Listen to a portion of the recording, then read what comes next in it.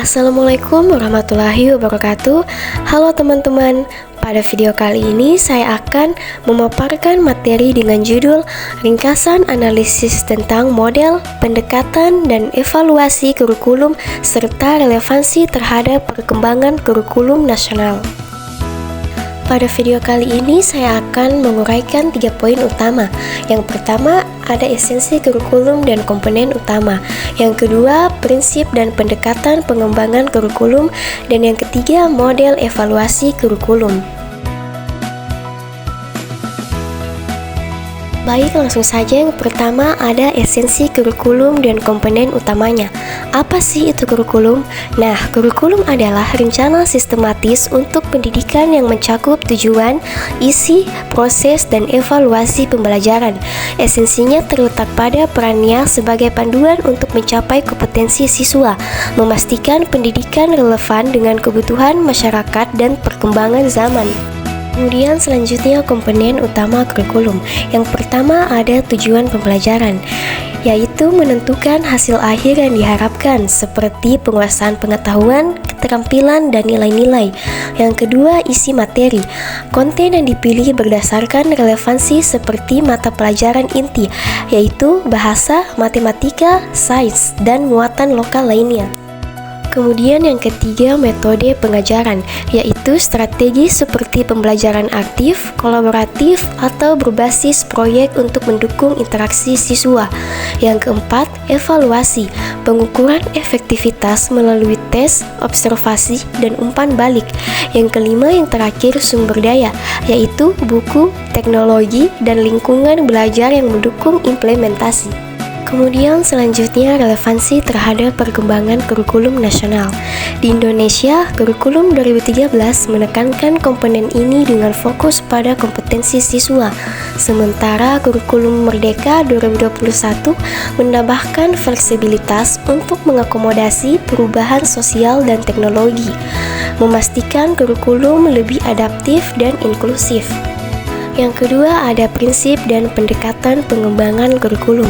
Prinsip pengembangan kurikulum adalah asas, dasar, pedoman, atau kaidah yang mengatur dan mengarahkan proses perencanaan, pelaksanaan, dan evaluasi kurikulum agar berjalan secara efektif dan efisien, serta sesuai dengan tujuan pendidikan yang diharapkan. Pengembangan kurikulum didasarkan pada prinsip-prinsip yang memandu prosesnya, serta pendekatan yang menentukan bagaimana kurikulum dirancang dan diimplementasikan. Selanjutnya, prinsip utama. Yang pertama, relevansi, yaitu kurikulum harus sesuai dengan kebutuhan siswa, masyarakat, dan dunia kerja. Yang kedua, fleksibilitas, yaitu dapat disesuaikan dengan konteks lokal dan perubahan zaman. Yang ketiga, integrasi, menggabungkan pengetahuan, keterampilan, dan nilai-nilai secara holistik. Yang keempat, inklusivitas, yaitu mencakup semua siswa, termasuk yang berkebutuhan khusus. Yang kelima, yang terakhir, berkelanjutan, yaitu melibatkan evaluasi dan revisi berkala. Selanjutnya, pendekatan pengembangan.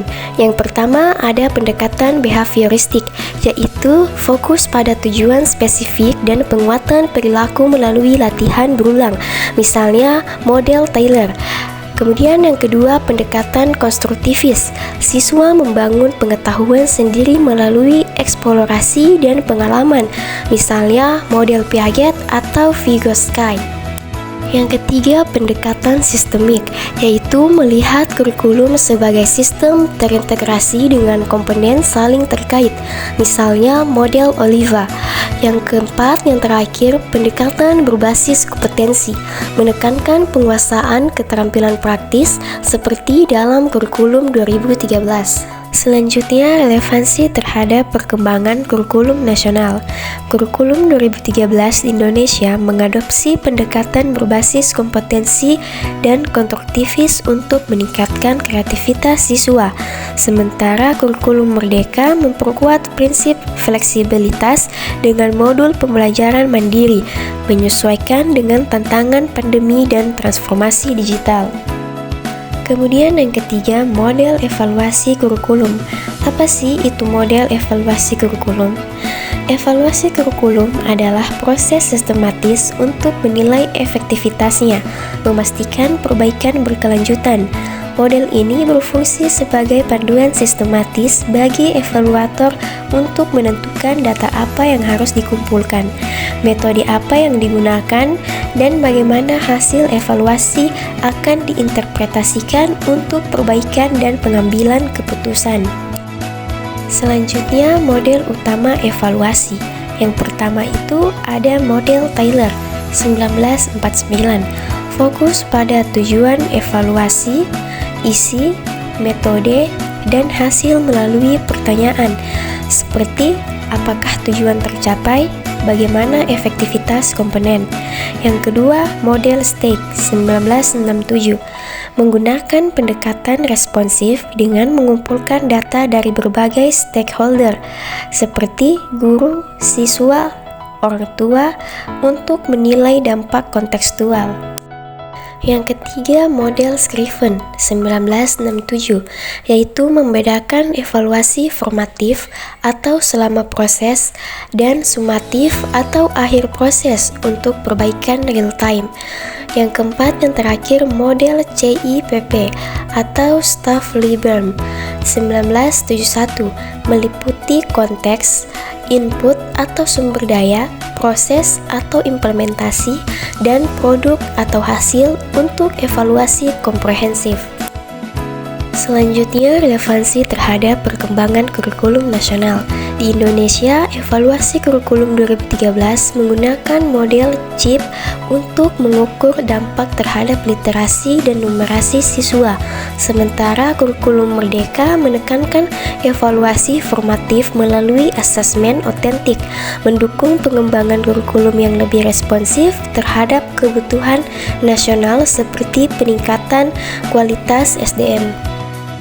Baik, dari pemaparan materi yang telah saya paparkan, saya dapat mengambil kesimpulan di tingkat nasional perkembangan seperti kurikulum 2013 dan Merdeka menunjukkan evolusi menuju kurikulum yang lebih adaptif, kompetensi berbasis, dan inklusif untuk menghadapi tantangan global seperti teknologi dan perubahan sosial.